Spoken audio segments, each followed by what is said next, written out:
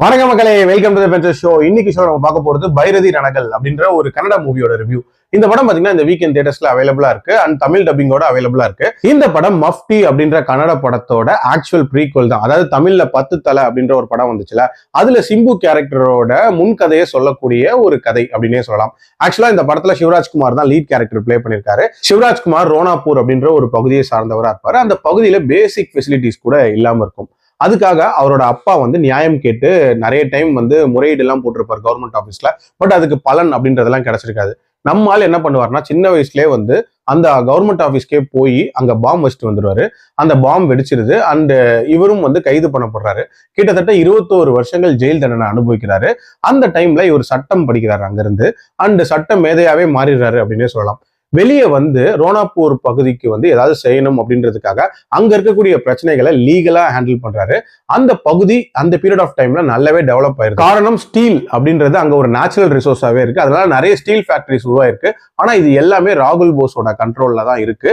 And அவர் அங்க union கூட வைக்க விடவே இல்லை அப்படின்னே சொல்லலாம். அண்ட் ஒர்க்கர்ஸ்க்கு யூனியன் வேணும் அப்படின்றதுக்காக நம்ம ரணகள் முதல் முறையா களமிறங்குறாரு அண்ட் கார்பரேட்டை எதிர்க்கிறாரு. இதுக்கப்புறம் அந்த கிளாஷ் எப்படி போகுது, ரணகள் எப்படி ஒரு மைனிங் மாஃபியா டானா எவால்வ் ஆகுறாரு அண்ட் கிங் மேக்கரா எவால்வ் ஆகுறாரு அப்படின்ற மாதிரி அவரோட ஜேர்னியை சொல்லக்கூடிய ஒரு படம் தான். எனக்கு இந்த படத்துல பிடிச்ச விஷயம் அப்படின்றது, ஒரு எவல்யூஷன் ஆஃப் அ டான் அப்படின்ற ஒரு ஸ்டோரியை எடுக்கணும், அதுவும் மாசா எடுக்கணும்னு இவங்க யோசிச்சிருக்காங்க.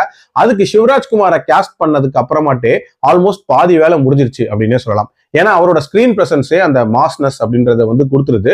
நீங்க ஜெயிலர் படத்திலே பார்த்திருப்பீங்க, நிறைய பேருக்கு சிவராஜ்குமார் யாருன்னே தெரியாதவங்க கூட அந்த போர்ஷன்ஸ் வரும்போது பயங்கரமா ரசிச்சாங்க. அந்த மாதிரியான ஒரு மாசான ஒரு லுக் இருந்தவர் இந்த படத்திலையும் அதை நீட்டாவே மெயின்டைன் பண்ணியிருந்தாரு அப்படின்னே சொல்லலாம். இன்ஃபேக்ட் இந்த படத்தோட அந்த எலிவேஷன் சீன்ஸ் அப்படின்றதுமே ரொம்ப ரொம்ப நல்லா அமைக்கப்பட்டிருக்கும். உதாரணத்துக்கு இவர் ஃபர்ஸ்ட் ஆஃப் முழுக்கவே பாத்தீங்கன்னா ஒரு மாதிரி ஒயிட் ட்ரெஸ்ல வருவாரு. ரொம்ப லீகல் வேல எல்லா பிரச்சனைகளையும் ஹேண்டில் பண்ணிட்டு இருப்பாரு.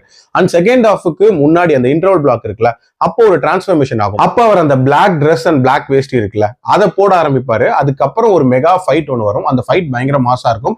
அண்ட் அவருக்குள்ள அந்த டார்க்னஸ் வந்துருச்சு அப்படின்ற மாதிரி சிம்பாலிக்கா காட்டுற மாதிரி இருந்துச்சு. ஆல்சோ மக்களுக்கு ஒரு பிரச்சனை அப்படின்னா, தன்னோட குடும்பத்தை சேர்ந்தவங்களா இருந்தாலும் ரூத்லெஸ்ஸா கொலை பண்றது அப்படின்ற மாதிரியான காட்சிகள் எல்லாம் காட்டியிருப்பாங்க.